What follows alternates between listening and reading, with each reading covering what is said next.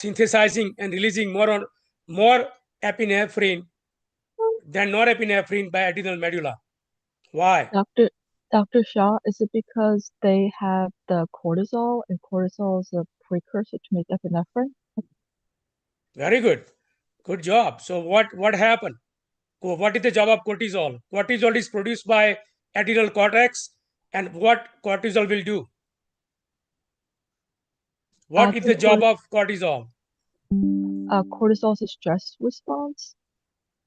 Yeah, that is true. It will be released in response to chronic stress condition, not acute stress. When there is acute stress, you release catecholamines from adrenal medulla, right? But cortisol is more about chronic stress. But my question is that why epinephrine is so high compared to norepinephrine from adrenal medulla? Am I asking difficult question? You are taking exam on Monday. Well, is it because the adrenal cortex is right next to the adrenal medulla, so cortisol made in the cortex will go into the medulla and be part of the synthesis of making epinephrine? And so that's why you have 80% of epinephrine made in the adrenal medulla? Very good, very good. So cortisol, the job of cortisol is to activate an enzyme which is present in adrenal medulla. The name of the enzyme is called PNMT, right? Phenylethylamine and methyl transferase. PNMT enzyme is activated by cortisol, and then PNMT will catalyze the transformation reaction that will convert norepinephrine to epinephrine, right? So that cortisol will activate the enzyme called PNMT, phenylethylamine, ethanolamine, and methyl transferase, and that enzyme will basically transform norepinephrine to epinephrine and adrenal medulla.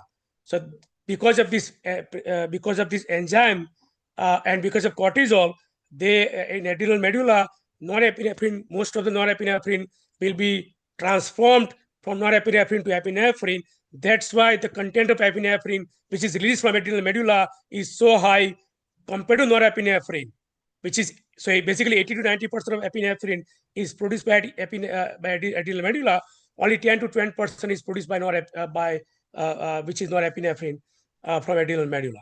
Okay, so adrenaline, mainly epinephrine is produced from adrenal medulla because of this enzyme activation by cortisol, and that's why you have more epinephrine compared to norepinephrine, which is synthesized and released from adrenal medulla directly into the general circulation or systemic circulation. Good, beautiful. Now, what is the difference between adrenal medulla and postganglionic sympathetic neurons? Why from postganglionic sympathetic neuron you only find out norepinephrine? Why epinephrine is not there? Only you release norepinephrine from postganglionic sympathetic nerve ending. Anyone? If you are putting in the chat, it's very difficult for me to see the chat, so I have to see that. No, don't have to know the functional group. All right, anyone can. This is a very simple question. Doesn't epinephrine come from the adrenal medulla? So they're separate that way? Yes, but why it is not there in the sympathetic neurons? That's my question. Is it because the sympathetic neurons don't have PNMT? I love that. Thank you. Because sympathetic neuron doesn't have PNMT. That's why you cannot you cannot transform norepinephrine to epinephrine. So you will only have norepinephrine as a neurotransmitter, which is released from postganglionic sympathetic nerve endings on the target organ. Very good job. Now let's get to the pheochromocytoma. So now we know that epinephrine is a major hormone released from adrenal medulla. So what would happen in pheochromocytoma? That will actually change this ratio. The ratio of epinephrine to norepinephrine in the normal adrenal medulla is 80 to 20 or 90 to 10. But it is completely flipped in case of pheochromocytoma. Why in pheochromocytoma you have a high level of norepinephrine and low level of epinephrine, which is completely flipped from normal physiology of adrenal medulla. Why in case of pheochromocytoma the ratio will be flipped? What is the cause of that? it based on the location of the tumor? So it's not as close to the adrenal cortex, so it's not receiving as much cortisol needed to do the conversion? Very good. So what is the book doesn't explain that, you're right. So in pheochromocytoma, the cortisol is not available, basically, as Emma said correctly. And that since cortisol is not available, you cannot convert norepinephrine to epinephrine in adrenal medulla. That's why the level of norepinephrine is very high in a patient who's having a pheochromocytoma. You're correct, Emma. But why cortisol is not available? So there are so many things which are missing in the textbook, which I want to emphasize here. Why cortisol is not available when there is a pheochromocytoma? And Emma, you said correctly. I agree with you. But why cortisol is not available? What's the basis of absence of cortisol in case of pheochromocytoma? What is pheochromocytoma? Before we get there, what is pheochromocytoma? Is it a tumor of the adrenal medulla? Excellent, very good. So if you look at the anatomy of the adrenal gland, there is a outer part of the adrenal gland is called adrenal cortex, right? And the central part, inner part is called adrenal medulla, anatomically, right? Or histologically. The outer part is adrenal cortex, the inner part is adrenal medulla. And tumor, as Eliza said correctly, tumor is located in the adrenal medulla, right? Mainly chromaffin cells. Which cells? The chromaffin cells of adrenal medulla will basically where the tumor originates, where the tumor is occurring or originating. So there is a tumor of chromaffin cells of adrenal medulla, and that is growing, and it will encroach the adrenal cortex. Remember that. Please remember that. If the tumor is there in adrenal medulla, then the tumor is a growing tumor that will eventually it will encroach the adrenal cortex, which is located outer part of the adrenal medulla, adrenal cortex, and that encroachment by the tumor of adrenal cortex cells, the cells will be destroyed by this tumor. So adrenal medullary tumor cells will destroy the adrenal cortex. It is so simple to understand, right? Adrenal medullary tumor, it will grow, it will encroach the adrenal cortical cells, it will destroy adrenal cortex, and that's why adrenal cortex is not able to synthesize and release cortisol in general circulation. And since there is no cortisol, cortisol cannot activate PNMT enzyme, which is required to convert norepinephrine to epinephrine. So no cortisol, no PNMT activation, and that's why norepinephrine will not be converted to epinephrine. That's why you will end up in having a high norepinephrine in systemic circulation in case of pheochromocytoma. Very good. So the book doesn't explain that. That's why I want to explain this concept. Now, the tumor could be also located in ectopic sites. Tumor doesn't have to be all the time in adrenal medulla, but you are correct, Eliza. Most of the time it is in adrenal medulla. But there are certain exceptional cases where you can see the tumor on ectopic or distant sites. Okay, in that case, you are correct. In that case, that tumor is able, the cortisol is not able to reach that tumor because cortisol is being synthesized from adrenal cortex, and that has to reach to far site to activate enzyme to convert norepinephrine to epinephrine. So in that case, you guys are correct. Cortisol is too far to reach to the tumor site to activate PNMT enzyme to transform norepinephrine to epinephrine. Right, Emma? Right, Eliza? So that's why in that case, you are correct. Cortisol cannot reach it. That's why in both cases, whether the tumor is there in adrenal medulla or tumor is there in adrenal in ectopic sites, in adrenal medulla is not about cortisol is not being synthesized. Adrenal cortex is destroyed, but in ectopic sites, the cortisol is being synthesized, but it is not able to reach to the adrenal to that enzyme, and it won't be able to basically activate enzyme and transform norepinephrine to epinephrine. So in both cases, the results are different for high level of norepinephrine in systemic circulation. Okay, I hope everybody gets it. All right, so this is the foundation to learn this case. I just want to discuss about that first before I get to the case. Now, remember that when you approach any clinical case, you are all going to be doctor tomorrow. And this is the best way to learn physiology, pharmacology, and medicine. You have to learn this underlying foundation principles by connecting it to the clinical case. Clinical case will make you feel that why you are learning this. You are not learning these physiology principles in vacuum. There is a reason why you learn this, because they are directly connected to clinical case, to different clinical manifestations of the clinical case. Okay, so with that we can move forward with the case, and we'll discuss each and every keyword here and why that happened in this case. Each and every key symptoms or clinical manifestations. Again, I put the age, the gender, the race and ethnicity of the patient, the age of the patient, the race and ethnicity of the patient, and the duration of the symptoms or chief complaint of the patient. So when patient presents to the clinic, there is why I'm putting it over here, because certain clinical disorders are very common in certain age group. Certain clinical disorders are very common in certain race and ethnicity. Certain clinical disorders are common, and they have some certain kind of classic presentation in the clinics. Certain clinical disorders have certain duration of symptoms or history. So that's the reason why I included everything in this case. All right. So who will read the case before we talk about all the details of this case here? Anybody, any volunteer who can read this case? Any volunteer?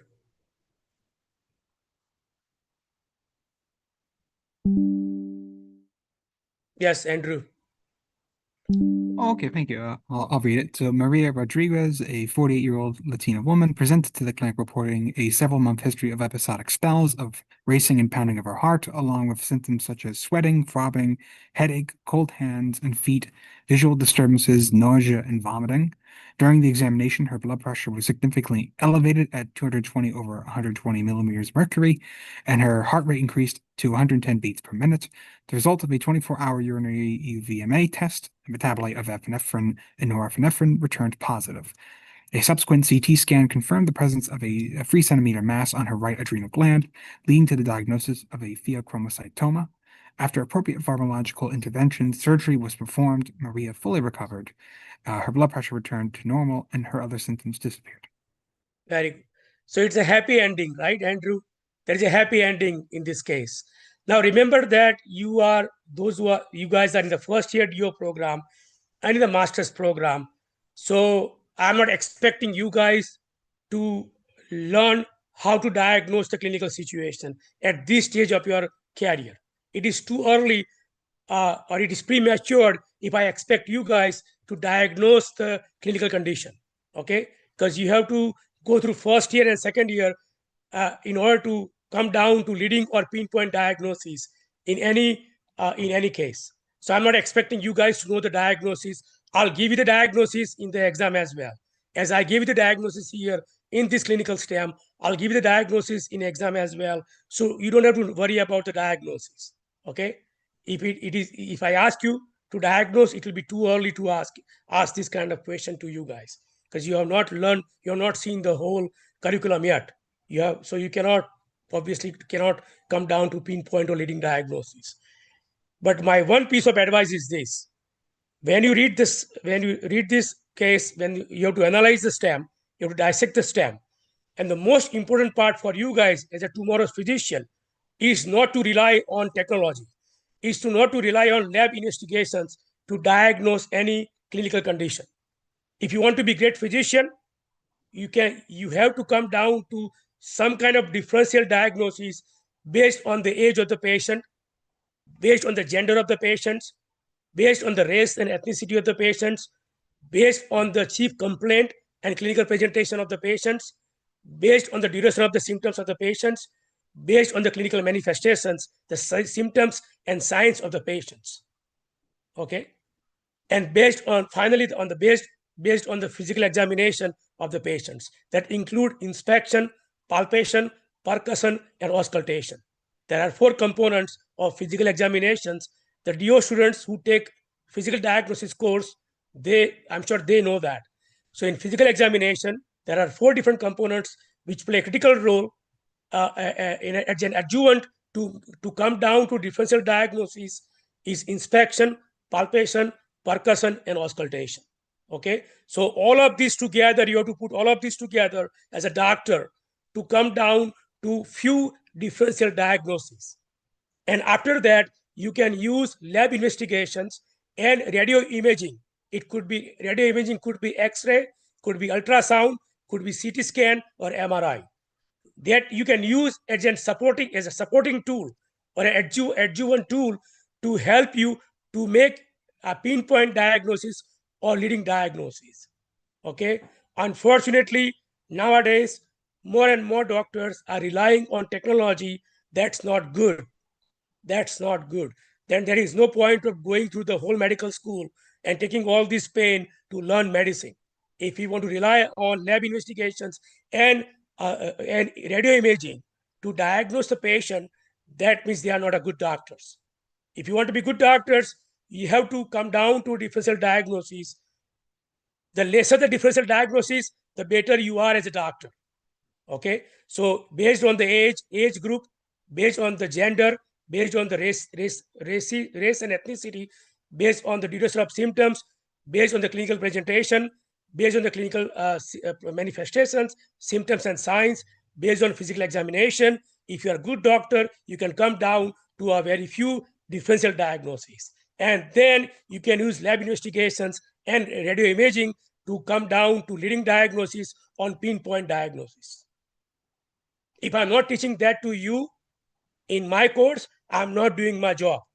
That's the reason why I'm doing this case to you guys, to create that spark, to make you think critically, to make you think how to approach the clinical case going forward now or in the second year, or or when you advance in medical curriculum. That's the goal of teaching this case. The goal of teaching this case is also to review autonomic physiology and to some degree autonomic pharmacology to help you guys out better for Monday exam. Okay, so with that, I will ask questions because obviously you guys have learned this. So first question before, if you look at the duration of the symptoms, you can see that I put my cursor here, a several month history of episodic spells. That means the history is a chronic, the disease is a chronic in nature. It didn't happen overnight. It's an acute condition. It is not an acute condition. It is chronic in nature. It is episodic in nature. It is chronic in nature. It is episodic in nature. All right, we can get that from that particular line or words or sentence. Okay, now let's get to the clinical manifestations, which are very important to discuss here. Why there is a racing and pounding of heart? Obviously, we talk about, I discuss the basis of pheochromocytoma now. In pheochromocytoma, there is a high level of circulating norepinephrine than epinephrine in systemic circulation. And that high level of norepinephrine will get to the target organ and will activate adrenergic receptors on different target organ, and that will result in all the clinical manifestations that you can see here in this case. So let's talk about the first clinical manifestation here, which is called racing and pounding of the heart. Why there is a racing? What makes this person racing of the heart? Yes, Andrew. Oh, because because of the tumor, the norepinephrine that's released is going to bind to alpha-1 receptors on the heart. Basically, it's going to make the heart contract, increasing contraction. Good try. Just one correction. Remember that there is a beta-1 receptor in the heart and kidney. Okay, don't forget about kidney too, but not alpha-1. Andrew, you are correct, but it's mainly beta-1 receptor. There are no alpha-1 receptors in the heart. Okay, only beta-1, only beta-1, only beta-1. Okay, remember that there is one heart, so it's beta-1. If there are two lungs, it's beta-2. Okay, if you remember that, two lungs, beta-2, one heart, beta-1. Remember, if you want to remember that. Okay, so why you said correctly, Andrew. I'm very happy about that. Thank you. Why? What is the basis? What is the mechanism of action? See, I want to know why, and you explained that. I agree with that. I want to know why. This is a course of physiology. It's a physiology course, and I want everyone to know why. What is the basis? What is the physiological and pharmacological basis of increasing heart rate or raising the heart rate in these patients? Or you can say palpitation. It's called palpitation. or increased heart rate or racing of the heart. Why there is increase in heart rate? You said that correctly. Andrea. Is it because you have the elevated norepinephrine levels? Can you speak a little loudly, please? Yes, can you hear me? Yes. It's because you have the elevated norepinephrine levels from the tumor because you can't convert norepinephrine to epinephrine anymore. So the elevated norepinephrine levels will start binding to the beta-1 receptors on the heart. And that effect is to increase heart rate and contractility. Outstanding. Outstanding. That's a complete answer. I love that. Thank you so much. So the racing of the heart is basically increased heart rate, right? Increased heart rate. So you're correct. So there is elevated level of norepinephrine in systemic circulation in case of pheochromocytoma that will activate beta-1 adrenergic receptor in SA node in the heart, and that will increase the heart rate in this patient. That's why this patient will feel palpitations, or the patient will tell you, doctor, I have Dr. Marciano, I have a racing of the heart, right? So that is basically because of the increased norepinephrine activating beta-1 adrenergic receptor in SA node in the heart that will increase the heart rate, or you can say positive chronotropic effect. Positive chronotropic effect, increased heart rate by norepinephrine. Excessive activation of beta-1 receptor in SA node will increase the heart rate more than normal. It will reflect as a palpitation or racing of the heart rate, or we also use the term tachycardia in clinical medicine. Okay, very good job, very good job. Very proud of you guys, very proud of you guys. Now the second clinical manifestation is pounding of the heart. Why there is a pounding of the heart? Why there is a pounding of the heart? Again, please turn your camera on. So many people have kept their camera off. Why there is a pounding of the heart? Come on.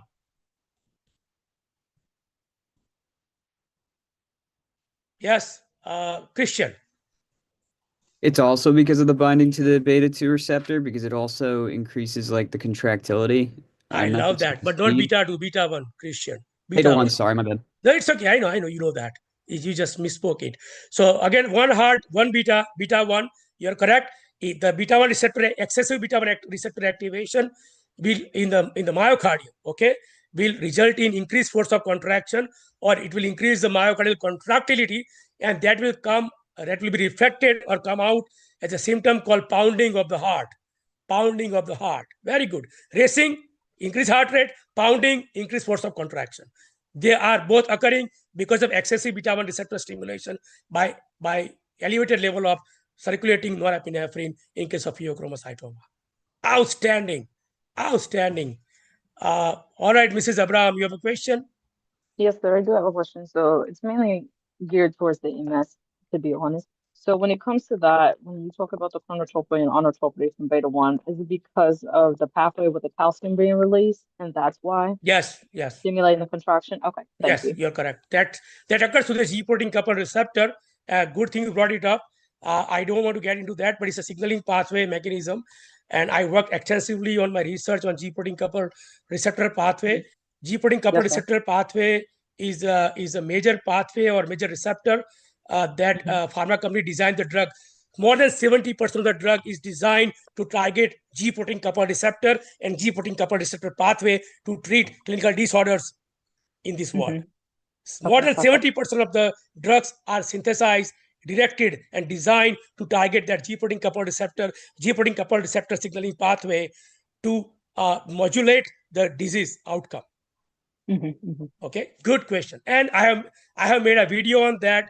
Those who got a chance, please watch my video. You can also see how younger I look, because I recorded that video in 2017, 16, 17, and I still look the same. If I don't look the same, you can still tell me, Dr. Sai, you still look the same, to make me happy.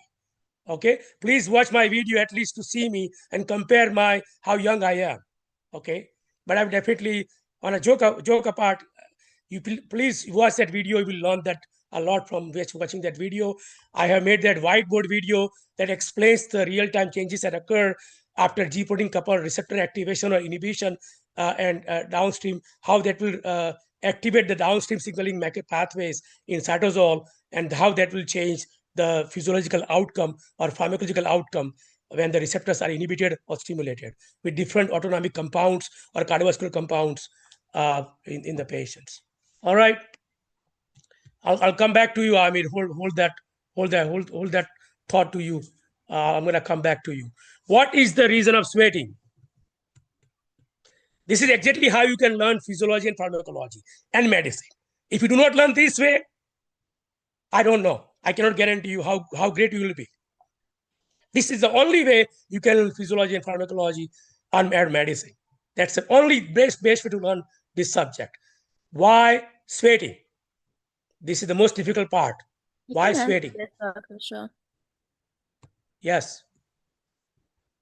Yes. So it happens because it happens because epinephrine activates sympathetic cholinergic fibers that stimulate sweet glands. Is it epinephrine?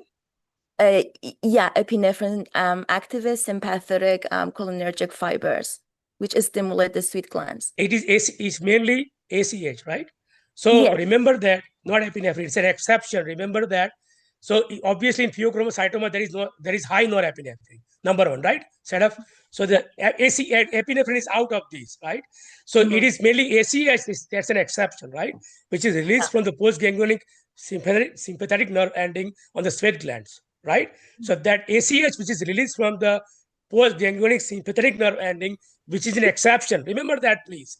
ACH is an exception, right? Set up, which is released from the postganglionic sympathetic nerve ending, and that ACH will activate the M1 receptor located on the sweat glands, and that will release sweat. Okay. What is the other reason? Good, you're right. I just want to correct it a little bit, but you're correct. Only ACH is the mistake. What is the other reason of sweating?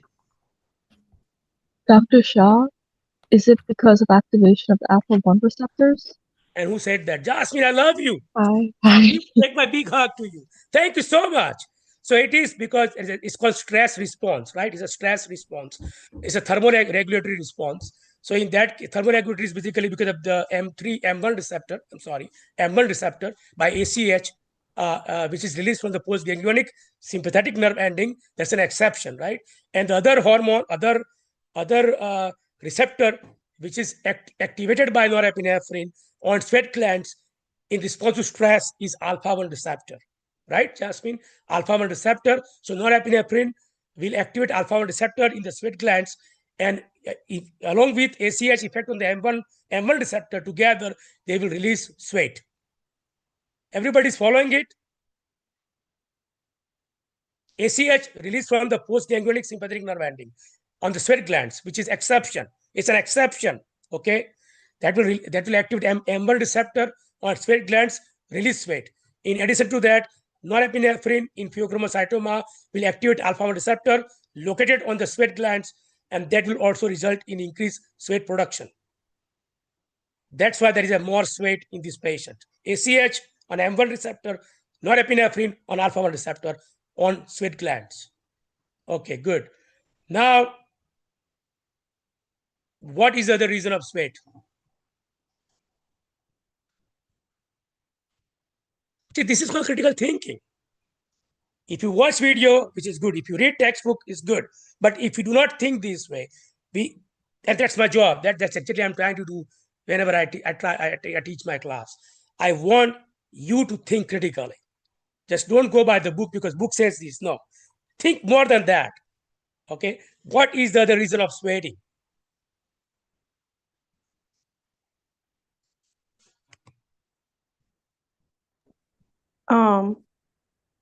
Sweating is like temperature regulation and also Yes. can be from stress. Is sweating only a sympathetic response, right? It's not parasympathetic. Well, yeah, we talk about that, right? It's alpha-1 and M1 receptor. But the other reason of sweating is because it's a hyperdynamic state. It's hypermetabolic state. There is increased metabolism of a patient who has a pheochromocytoma. Increasing metabolism will also directly stimulate the sweat glands, and that will also increase sweat production.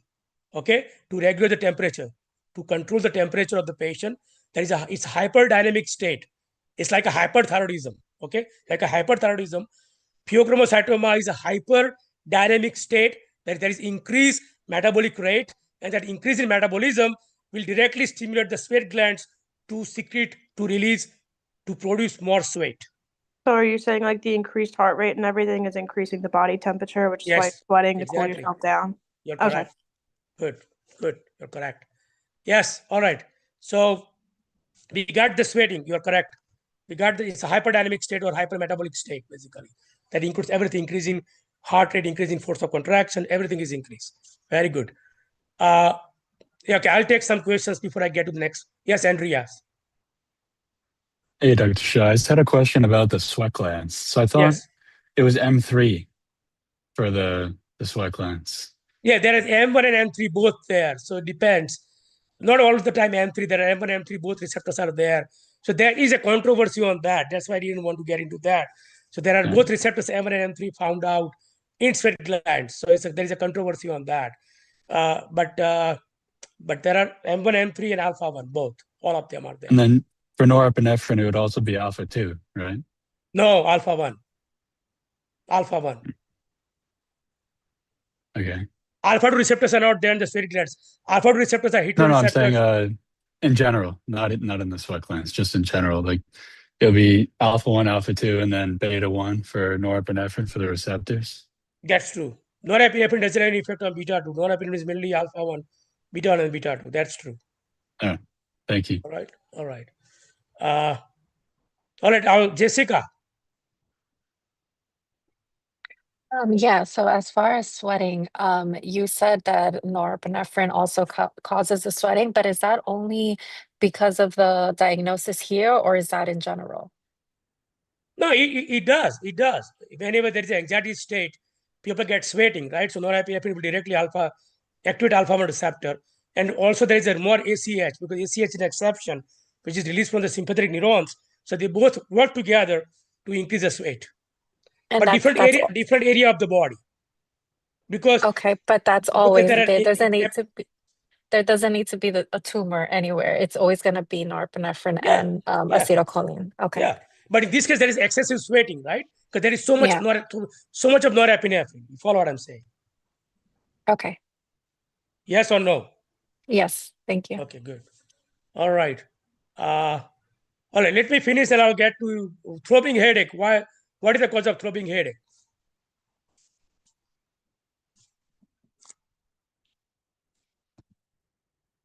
Yes, Michael. Hi, will the throbbing headache be because of vasoconstriction due to alpha 1 receptor stimulation in the brain? Very good. So why? You are correct. What would happen? Again, we talk about physiology, why, right? You are correct. There are alpha 1 receptors which are expressed in the cerebral vascular smooth muscles of the blood vessels, cerebral blood vessels. And what is the effect of alpha 1 receptor stimulation by norepinephrine in cerebral blood vessels? If norepinephrine stimulates the blood vessels, stimulates the alpha 1 receptors, it'll constrict the blood vessels and increase blood pressure in the brain, right? Yes, but what would happen to the blood flow? It will increase. It will decrease, right? Decrease. Okay. Because you constrict it, right? You decrease the volume, right? You constrict the blood vessels. It will decrease the blood flow to the brain. It will decrease the perfusion to the brain, and that will result in cerebral ischemia and headache. Okay? Okay. So that is a decreased perfusion to the brain, not increase. Because the vasoconstriction induced by alpha 1 receptor stimulation, that will decrease perfusion, blood supply to the brain, and that will result in headache. Okay? And that's because of decreased blood flow means decreased oxygen supply? Yes, obviously. Okay. Decreased oxygen supply and nutrients, right? Glucose also, right? Not only oxygen, glucose and other nutrients. So that's one contributing factor. What is the other major contributing factor for the increase in headache? Elevated. What is the other reason of headache? Yes, Ashley. Would it be because the patient has nausea and has been vomiting, so they could be dehydrated? That is true. It can happen because of that. I'm not denying it. It can be indirect part, and depends how much nausea and vomiting patient has. But I will take it. I mean, Ashley, I will take it. What is the other major contributor here for the headache? I'll take it, Ashley. It's fine because of electrolyte imbalance. If somebody has a lot of nausea and vomiting, it can obviously change the pH also, and it will result in electrolyte imbalance and loss of glucose as well. That can result in headache in some patients. I agree on that. I'll take it. What is the other reason of headache? Iron. Is it because of the vasoconstriction, so the blood flow, the blood pressure is actually increased, causing that throbbing sensation? Yes. So blood flow is pulsatile in nature. What? The blood flow is pulsatile in nature. Pulsatile, throbbing. What is throbbing means? It's not continuous throbbing headache. It's episodic pulsatile headache. So there is a vasoconstriction that will elevate the blood pressure, and that increase in blood pressure. If you look at the blood pressure, that's why I asked someone to read the case. So there is elevated blood pressure. So headache is secondary to the blood pressure elevation. Increased blood pressure will also result in headache. Okay, the headache, when the blood pressure is increased, the headache is mainly in the occipital region. Remember that the headache, the classic manifestation of hypertension in a patient, when they talk about headache, it is mainly in the occipital region, not in the frontal lobe, or not in the frontal region, not in temporal region. The classic headache is occipital headache. Occipital headache. Remember that it's occipital headache, which is a classic manifestation of elevated blood pressure or severe hypertension. The most common site of the headache is occipital headache. Occipital means back. Headache in the back side of the head. That's another reason of headache. Throbbing headache, because the blood pressure, the vasoconstriction result in pulsatile effect. That pulsatile effect would result in throbbing headache, and that throbbing headache is because of decreased blood supply to the brain. That would result in cerebral ischemia, number one. And the second is because of the increase in blood pressure locally and systemically. That will also result in a headache in mainly the occipital region in this patient. Okay. What is the third reason of headache?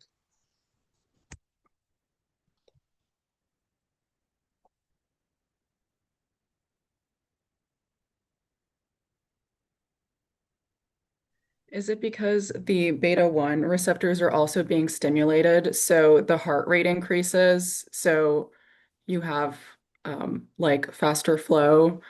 So the increased heart rate tied in with the increased BP contributes to that pounding as well? Yeah. So obviously we talk about that. You are correct. I mean, increase in blood pressure obviously will contribute for the headache. That's one of the major factor here. In addition to cerebral ischemia or decreased perfusion to the brain, compounding effect will result in occipital headache in the patients. But remember that, and you might have learned that in ANS pharmacology, the other reason, obviously the DO students mainly, the other reason is that there is an increased intraocular pressure because there is a decrease of fluid drainage from the, it's called aqueous humor. So there is decreased aqueous humor drainage, and it will increase in intraocular pressure. Intraocular pressure will be increased in this patient in the long run. And remember that there is a optic nerve which is released, which is connected to the eyeball, and that is actually going to the occipital lobe. So that headache will be referred to the occipital lobe because there is increased intraocular pressure in the eyeball of these patients because of decreased drainage of the aqueous humor by activation of the beta 1 receptor in the eye. So that's another reason of throbbing headache or headache in these patients. Why cold hands and feet? Why cold hands and feet? Yes, Diego. Is it because of the alpha-1 activation that produces peripheral vasoconstriction, reducing the heat exchange? Very good. So what would happen because of vasoconstriction? Vasoconstriction where? Peripheral means where? And peripheral, I'm guessing blood vessels like arterioles or like skin level. Mainly cutaneous blood vessels, right? Cutaneous arterioles or cutaneous blood vessels, skin, right? In the skin blood vessels, in upper and lower extremities, right? Mainly upper and lower extremities, or you can say hands and feet, basically. So there is a vasoconstriction, excessive vasoconstrictions of the cutaneous blood vessels. And what would happen because of that? There will be no circulation reaching the actual skin where the thermoregulation from warm blood to the warm blood of the body reaches. So there is no warm blood or no heat sensation on your palms or hands. Exactly.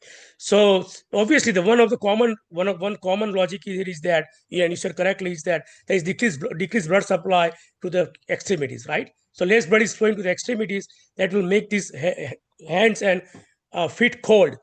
But the other major factor is that because since there is a vasoconstriction, potent vasoconstriction, it will interfere in the release of heat.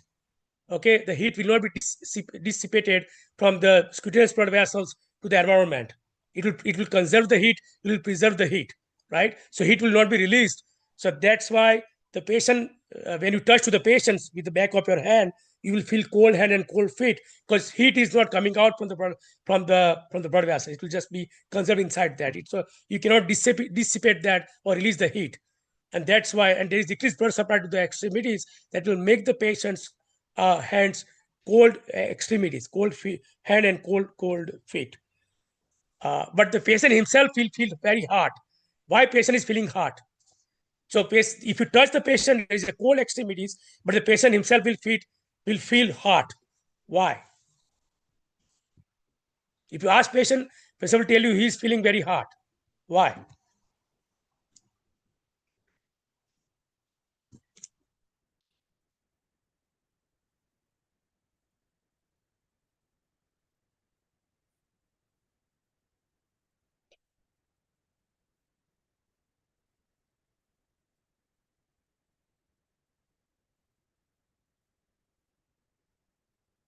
Why patient is feeling hot?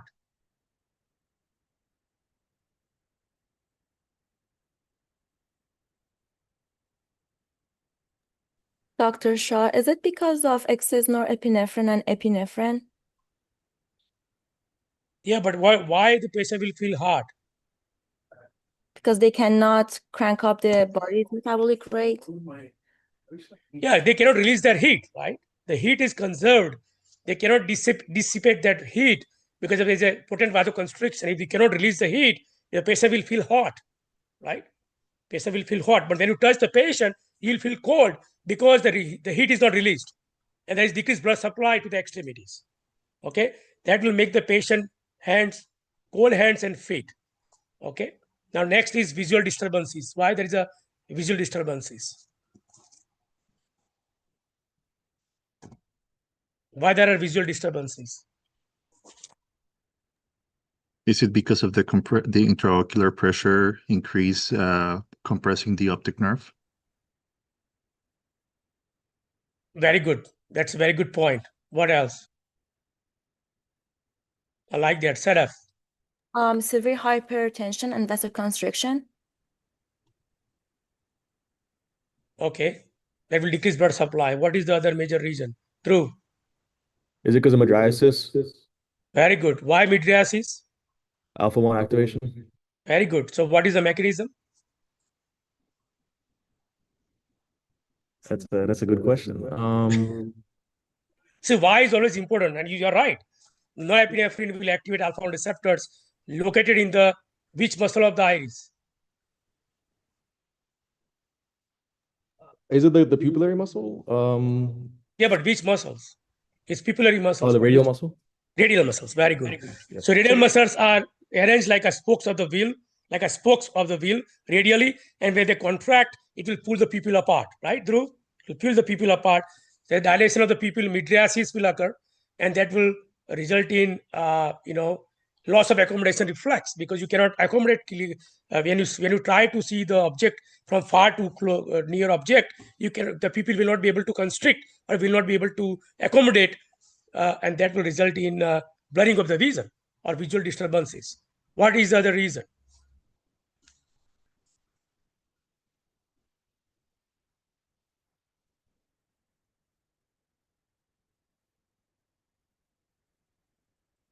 Yes, Mrs. Abraham. Mine's more of a question. I was a little confused on how I understand why alpha 1 and beta 2 are both stimulated because of overproduction of norepinephrine. But like how are they both? Because they work on the same organ, affecting similar functions. How is the patient having mydriasis then and having So alpha-1 receptors are drainage? there in the radial muscles of the iris, right? So there is excessive norepinephrine that will activate alpha-1 receptor in the radial muscles of iris, and that will contract, right? Alpha-1 always constrict, right, by rule of thumb. So there is radial muscles contract, and then radial muscles will pull the pupil apart like this. Look at me. Look at me. It will pull the pupil apart like this. That's why it will result in pupillary dilation. You follow? Yes. So that's But why I thought beta 2 relaxes it. Or is that just the it's IQ not as beta human? 2, it's alpha 1. There is No, no I beta know, 2 there. but beta 2 is being stimulated because of the overproduction of norepinephrine. So is the beta 2 not affecting the eye anymore? No, there is no beta 2 in the eye. And norepinephrine doesn't have any effect on beta 2. I thought beta 2 drains the aqueous humor. Then for the eye, What? no. What? I'm talking about, let's talk about the pupillary muscles here. I'm talking about pupillary muscles here, okay? So there is in pupillary muscles, there are no beta 2 receptors. It's only alpha 1 on radial muscles of iris, and there is a M3 in the circular muscles of iris. Okay. So there are no beta 2 in the iris pupillary muscles. There is no beta 2. It's only alpha 1, which is radial in the radial muscles. There is M3, which is the circular muscles of the pupil. Okay. There is no beta 2 there. So the mydriasis occurs because of alpha 1 stimulation, and that will result in blurring of the vision. Clear. See, straight, period. Straightforward. Now we talk about pupillary muscles. Let's talk about the ciliary muscles. What would happen to ciliary muscles?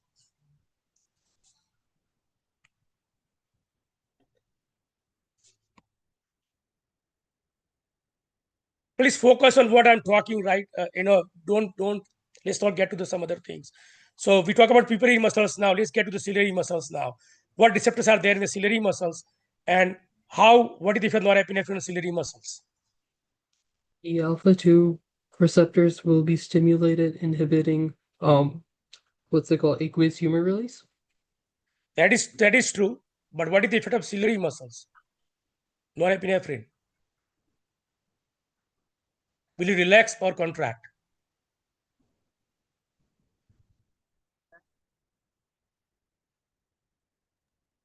Relax. Very They would good. relax. So it will relax the ciliary muscles. What would happen to the lens? How that will impact the lens? Refractive index of lens. It would It will decrease stretch it. accommodation. Very good. So it will decrease refractive index because it will flatten the lens, right? When ciliary muscles relax, it will contract the suspensory ligaments. Remember, anatomically, they are located perpendicular. So when ciliary muscles relax, it will contract the suspensory ligament that will pull the lens out, like stretch the lens out like this. It will flatten the lens, which will decrease the refractive index or refractive power of the lens, and that will result in loss of accommodation reflex, which will also result in visual disturbances. Okay, that is to the ciliary muscle. That's beta 2 receptor, and alpha 1 is there in the pupillary muscles. Okay, remember that. The other reason is obviously increased intraocular pressure, as Karan said. That will also result in blurring of vision, and that will also actually create pressure on the optic nerve. So that is another compounding factor, or contributing factor that can release in visual disturbances. Okay, so that's because of that. All of these three together will result in visual disturbances. Why nausea and vomiting?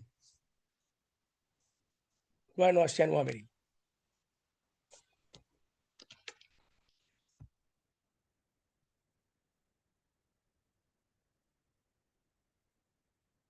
Why nausea and vomiting?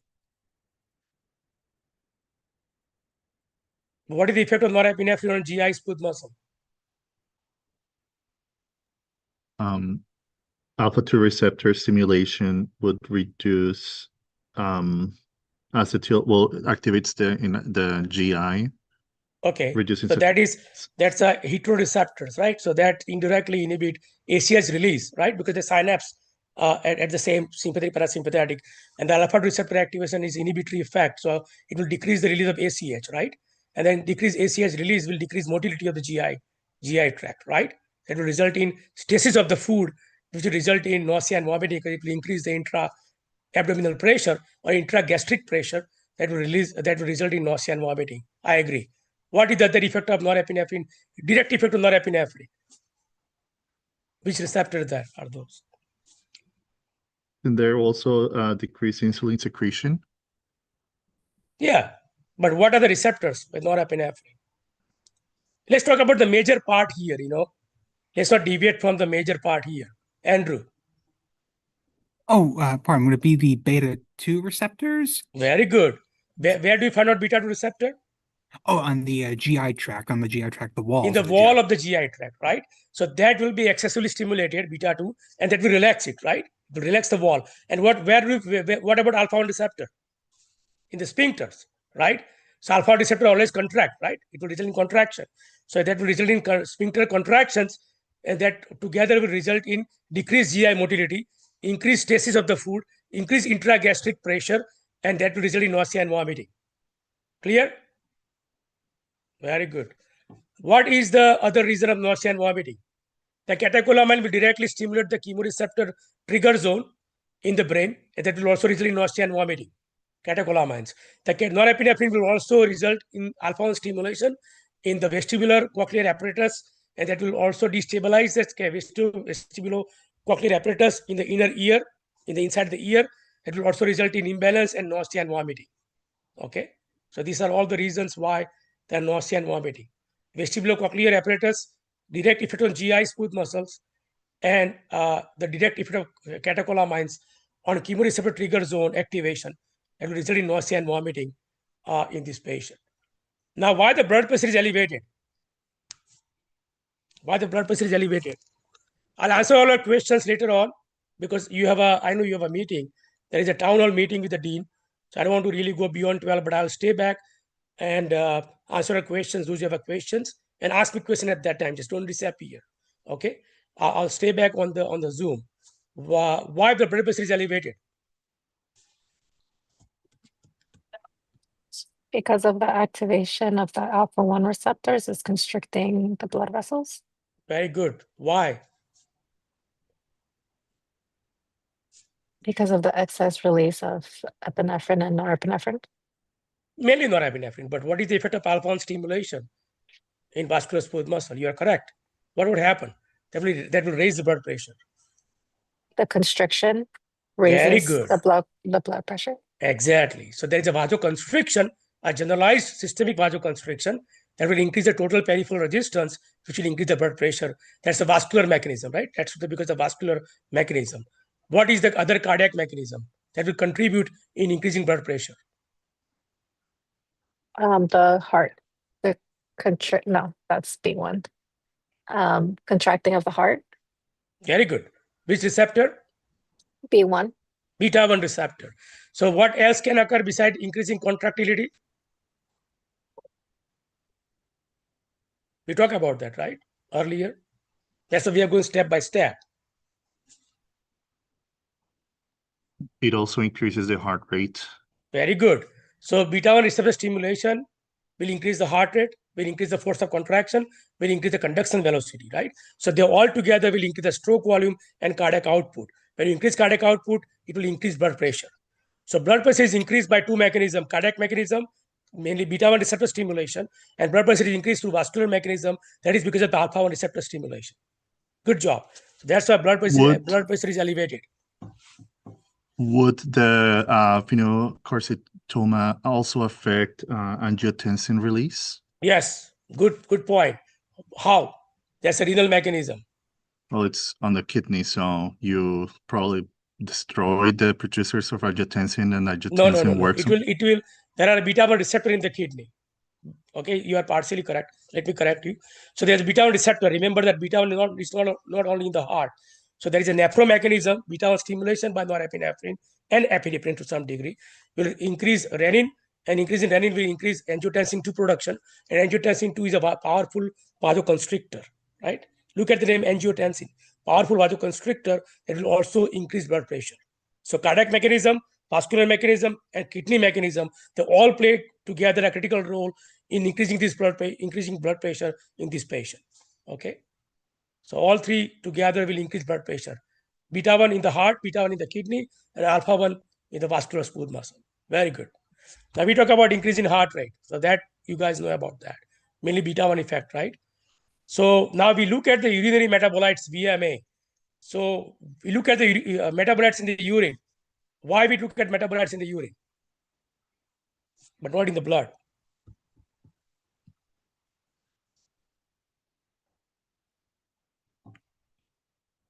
What are the metabolites of the catecholamines? Metanephrine, right? norepinephrine and vanillin mandelic acid, VMA. So they are excreted in the urine round the clock, 24. That's why we collect the urine 24 hours, right?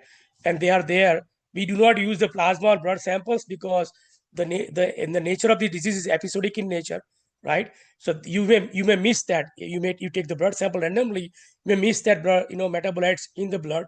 So that's why we take urine samples. So you do not miss that because it is episodic in nature. Plus the metabolites are metabolized very quickly, including the norepinephrine. Catecholamines and the metabolites are metabolized very quickly in the blood. So we cannot actually look at the metabolites or catecholamine level in the blood because they are metabolized very quickly. They are very short lifespan. They are very short, shelf life. So you cannot depend on blood metabolite measurement. You have to depend on the urine metabolite measurement. Okay. So now what you see in CT scan, you can clearly see the tumor in the right adrenal gland.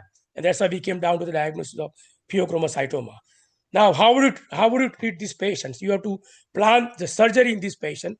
So before you excise the tumor, before you plan for surgery, in the meantime, what you will do? How would you treat this patient in the meantime before you go for the surgery in this patient? Based on what we have discussed now, you can answer this question. What you will give pharmacologically to this patient to treat this patient before you go for surgery? Yes, Dhruv.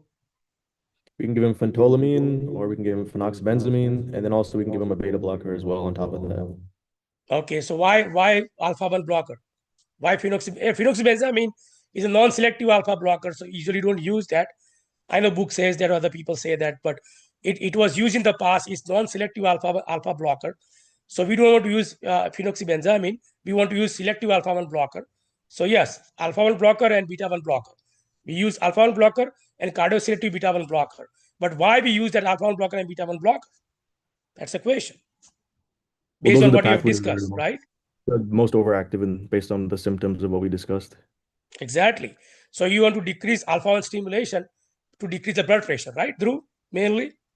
Yes. And to address all these symptoms, which are because of the alpha-1 receptor stimulation, right? So that alpha-1 receptor stimulation, all these symptoms will occur. And beta-1 receptor stimulation, mainly in the heart and kidney, will also increase in blood pressure, and all these symptoms will occur in the heart, racing and pounding of the heart, for example. So you have to suppress that, and that's why you use alpha-1 blocker in adjuvant to beta-1 blocker. First, you give alpha-1 blocker, and maybe in a day or two, you can start beta-1 blocker. There is a drug, they use that drug called labetalol that actually block alpha-1 and beta-1 receptor both at the same time. So we use that drug in the clinical setting now, rather than giving alpha-1 blocker and beta-1 blocker separately, because we have that drug available now that can selectively block alpha-1 blocker and beta-1 blocker both. But how can we determine this based on what we discuss in this case? We know that why we have to block alpha-1 receptor, why we have to block beta-1 receptor based on what we have discussed so far. And based on that, we can determine the line of treatment and medical management. That's why we should learn all the case like that. Okay. Now, since we finished, I can answer anyone's questions. Amir, go ahead.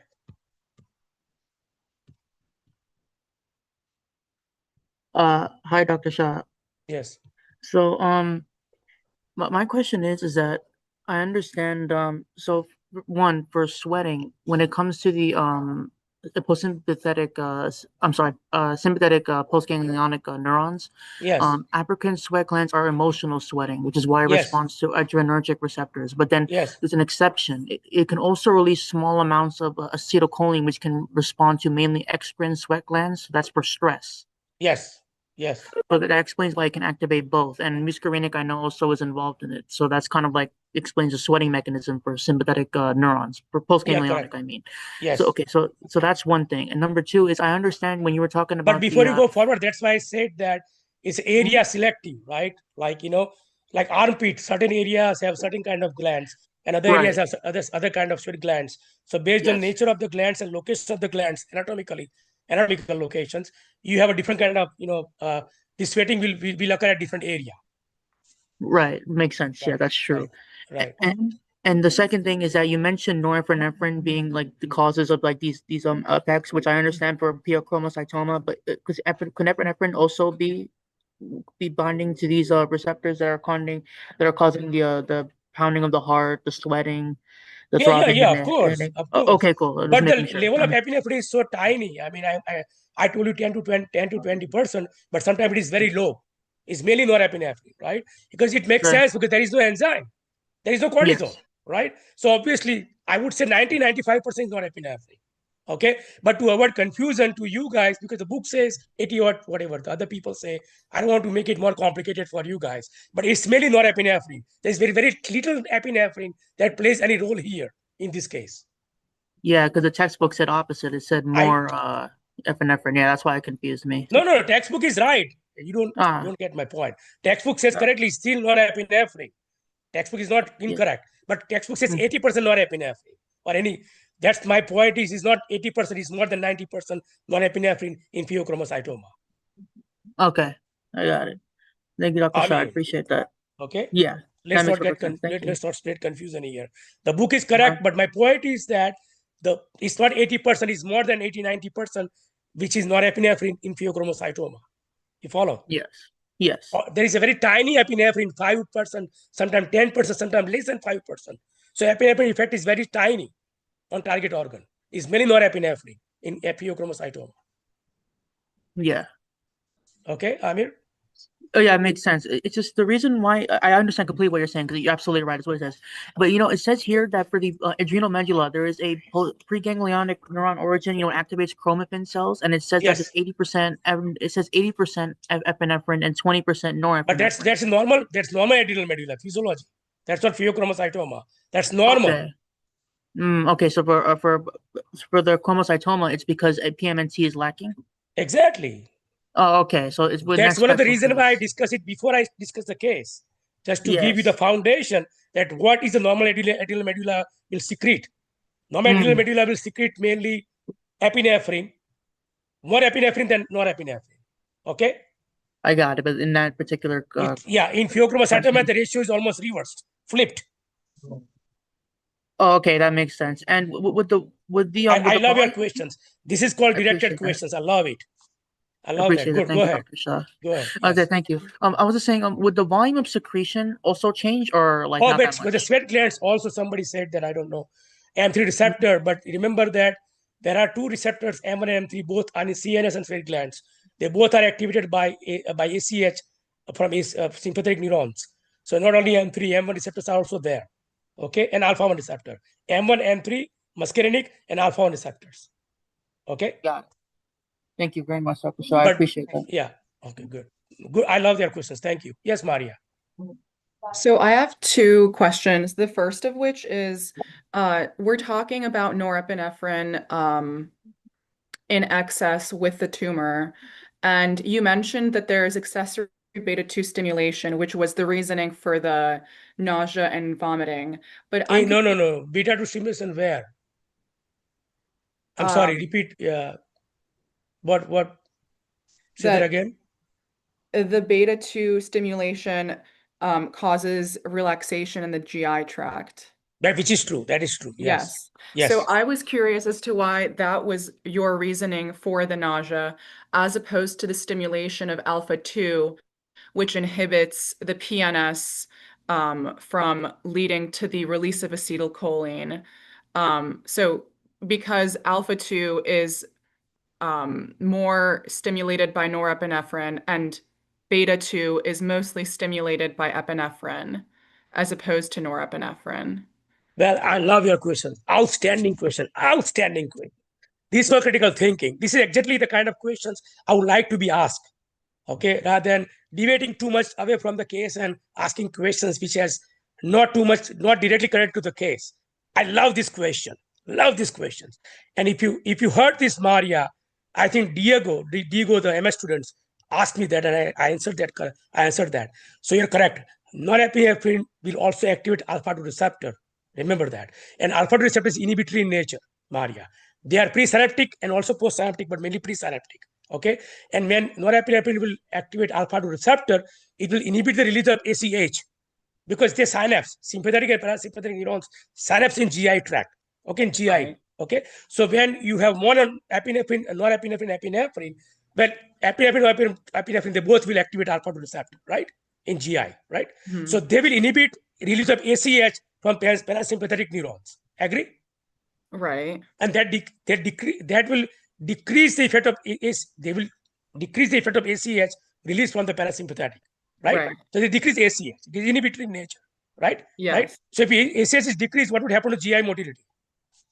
Decreased. I love that. Good, excellent. So if the GI motility is decreased, what would happen to the what would happen to the food? It's just going to stay there. It's not going to Exactly. So if the food is staying inside the GI tract, what would happen to the pressure within GI tract? It would increase. Very good. If the pressure is increased, what would happen to the up area above that, superior to that level? It would Reflex. want to. Reflex, Yeah, right. It would right? want to come up. Okay. Right. It will relax the sphincter above that level, right? Sphincter of the LES and all the sphincter will be relaxed, right? Because of too much pressure is increased, and because the food stasis that will result in vomiting, nausea. Mm-hmm. Right? I love this question. Outstanding. Outstanding. Now let's get to beta 2 receptor. In beta 2 receptor, I agree. But remember that there's also alpha 1 receptor, Maria. Okay. Obviously, norepinephrine is very high compared to epinephrine, but there is still epinephrine. A small amount of epinephrine is there. That will activate beta 2 receptor, which will relax the wall of the GI smooth muscle. Right? Okay. But on the top of that, the other major contributing factor is alpha 1 receptor stimulation in sphincters. I see. Okay. Okay. So what would happen to alpha 1 receptor stimulation? It will constrict the sphincter, right? Alpha 1 always constrict. So if the constriction of sphincter will also result in food stasis, right? Okay. I love this. Outstanding. I love this. I love this. Okay, that's a direct effect of catecholamines on GI smooth muscles. Again, the second reason, please understand, the catecholamines will also directly stimulate the center in the brain called chemoreceptor trigger zone, CTZ. Okay, that is responsible for the vomiting. Okay, when you eat anything outside, which is result in food poisoning, Maria. Okay, one of the reason why, because there is a center in the brain is called chemoreceptor trigger zone, which is responsible for the vomiting reflex. Okay, vomiting is a reflex, right? It's a reflex. So it's physiological reflex, a pathophysiological reflex. So that will directly activate chemoreceptor trigger zone, which will result in a nausea and vomiting. Direct effect of CTZ activation. Okay, Maria? Okay. Is there a specific receptor type that you're referring to? It is catecholamine induced receptors there. There are receptors there, adrenergic receptors there. Again, they do not know much about this. This is more about, it is still under explored, but this is the latest hypothesis they have, that catecholamine will directly stimulate chemoreceptor trigger zone by some kind of adrenergic receptor there located there, which will activate the receptor this zone, resulting in activation of the vomiting reflex and result in vomiting. Okay. So my follow-up to that is, I know that we have muscarinic receptors in the CNS as well. Yeah. So M1 receptor, M1. Oh, okay. So I'm getting. But they are not activated by catecholamines, right? Right. They're activated by acetylcholine. Acetylcholine, right. Very Okay. good. Good. Super. I was wondering if you could just summarize where each of the muscarinic receptors are, because my understanding is that M1, 4, and 5 are in the CNS, M2 is inhibitory in the heart, and M3 is like in the bladder, GI tract. Smooth muscle. Right. So remember that clinically M2 and M3 are important, clinically. Okay? Mainly M2 and M3 are important. M1, M4 and M5, you can ignore it. Now, I'm not saying ignore means don't know that. Just know that M1 is mainly expressed in the CNS and glands, sweat glands, and some other glands. Okay? As I said earlier, M1 is also there in the sweat glands. Along with is M3. it M1 and M3 in the sweat glands? Yes. Okay. Yes. So M1 is expressed in the CNS mainly, and to some degree in the sweat glands, Okay. So CBSS gland and sweat glands. M4, M5 is in the CNS. M4 and M5 are clinically not important. We don't target M1, M4, and M5 to treat disorders. That many. Okay. We usually use M2 and M3. M2 in the heart, it will inhibit the heart rate, as you said, and force of contraction.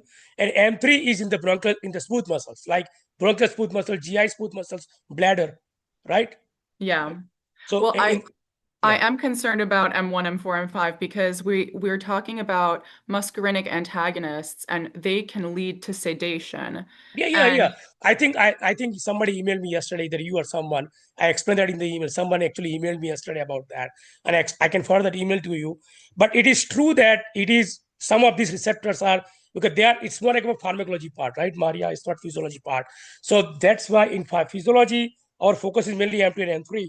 But pharmacology, from a pharmacology perspective, there are some importance of M1, M4, and M5. But again, clinically, it is not that much important, right? But in pharmacology, I know they talk about M1, M4, and M5 receptors, because one of the students emailed me yesterday and I explained the whole story in the email. So you have to remember that if they are asking you in the pharmacology, like try to understand that. But from physiology, from my exam, I'm not going to taste any M1, M4, and M5 receptors because they're clinically not that much important. Okay. Right. I'm not saying it Okay. is not important at all, but it's not that much important clinically. Yes. You know, I'm okay? bringing it up because it's all in one exam. So I know. No, I agree with that. I'm not saying that, but I would say